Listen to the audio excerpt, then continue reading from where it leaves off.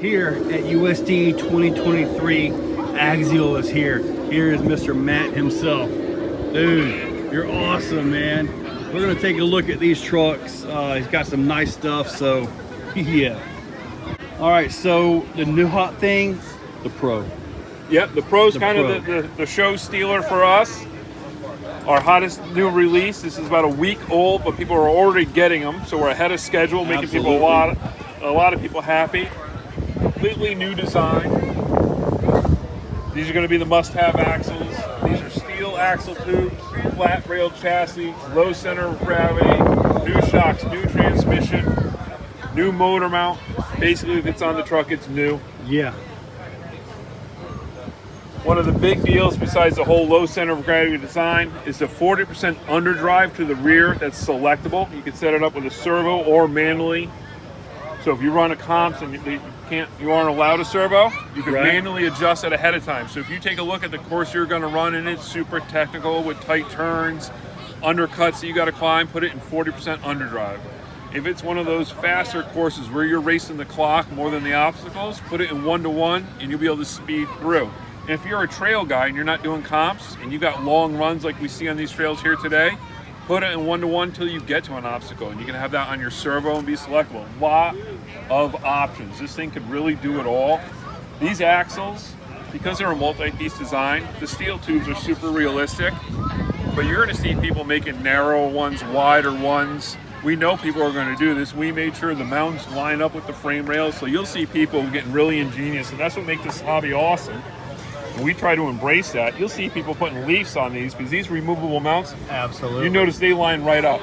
Yes, exactly. So we're going to see a ton of these on comps. We're going to see a ton of these on trails. We know people are going to take the components and they're going to go wild with them. And again, that's what makes this hobby awesome. It's crawlers. Yeah. You can build anything out of anything. Tons of It's just amazing. And dude, the low center of gravity right here, and the fact that we can get to the motor without having to tear everything apart, that's wonderful. So that was a big deal. Wyatt Mellon, who designed this, he built a working prototype for himself. And while it was winning comps, the one big downfall is he recognized his vehicle was hard to work on. So one of his key points, his A-list items when he designed this, was to make it easy to work on. So we're thinking of what it's really like for the consumer, not only on their bench, but in the field. If you have to make a repair on some of these crawlers in the field, it's a nightmare. Not on this. It's easy to get to each component and drop them out. It really is. I mean, getting to the shift, the underdrive servo, that's super easy. Pop, it's out. Yep. So you can put a servo in or out pretty darn quick. Yeah, and micro servos are an item that sometimes has to be replaced, and you want to make it as easy as possible. This is a servo that's on a lot of strain. That little servo has to do a lot. And whether in any sort of vehicle, those micro servos go. Absolutely. So it's easy to work with. You can set up with manual. If you're in a pinch, a lot of options. Absolutely. And another hot item, yeah, the AX24. Been seeing these things all over the internet, man. Yeah, so that's been, it's a fun vehicle.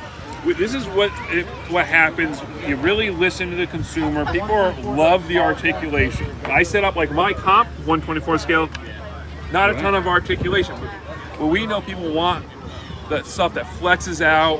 It really looks like, an off-road rig going through all the motions. They love that. So we put extra long shocks on it. It's got a ton of articulation. It's got the four-wheel steer. It's the easiest and cheapest way to go four-wheel steer on a micro. Absolutely. So it's giving people what they want. And we know the people who comp, they're going to put limiters in the shocks, put different shocks on it, add a little brass, and then all the thing sails.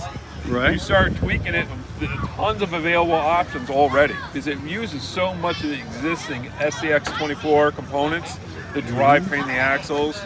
And again, that's just recognizing what the hobby shops already have, what people already have. They can take one of these, even though it's barely been on the market, right? And then you could go crazy modifying that. I've already seen some insane chassis and stuff right here at USTE is ready to go for them, so they are definitely taking off. And I'm gonna end up getting one of those. Yeah, they're a lot of fun. I got to. It's just so many people just enjoy playing with the four-wheel drive. Absolutely. 10.3 Bronco. Yep, the classic Bronco.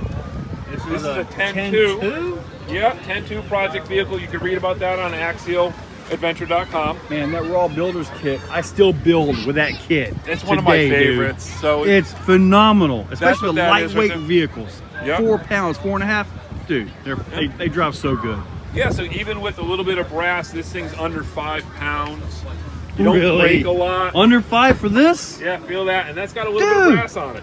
That's and the beautiful. weight's in the right spot, so it's really front Exactly. end. It's really front end heavy, and that's with like the Proline bed, which looks awesome, but it adds weight. I trimmed a lot of that away to give it a flat bed look instead of like kind of a Baja or a truggy look. Right. And it still weighs less. It's got the super smooth Proline shocks on it. Dude. Got a Proline bumper that's tucked underneath it. Look at the approach angle. Yeah, absolutely.